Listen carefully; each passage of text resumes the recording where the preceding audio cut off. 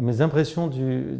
débat de ce matin et mes premières impressions, c'est d'abord la richesse et l'actualité de la thématique. Jusqu'à présent, on pouvait imaginer que les smart cities, ce qu'elles représentaient en termes d'évolution du monde, qu'il soit urbain ou de l'ensemble des territoires, pouvaient passer soit pour quelque chose de cercle n'intéressant que des cercles restreints,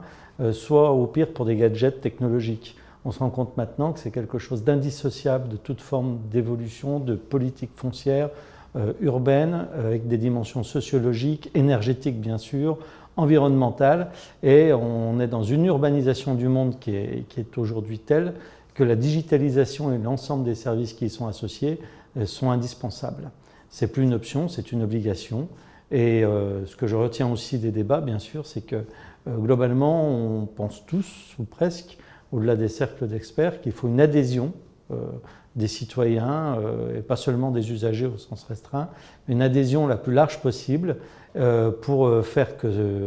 l'ensemble des réponses apportées soient des réponses, des solutions et pas des problèmes supplémentaires. Faciliter la mobilité, je ne veux plus d'embouteillage,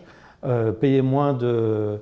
factures énergétiques, que je sois un particulier, une entreprise, une ville ou un territoire autre qu'urbain, c'est aussi un pari sur la sobriété, la transition énergétique. Et puis je veux aussi produire plus propre pour penser à moi, à mes générations, respirer un air plus frais dès aujourd'hui, moins de pollution, plus de recyclage, intégrer aussi tout ce qu'on peut élaborer en matière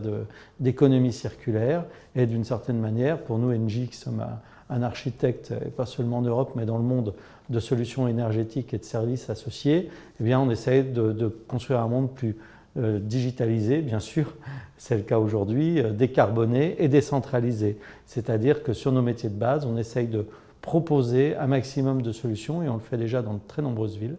dans plus de 70 pays, pour que la vie soit plus désirable et vivable.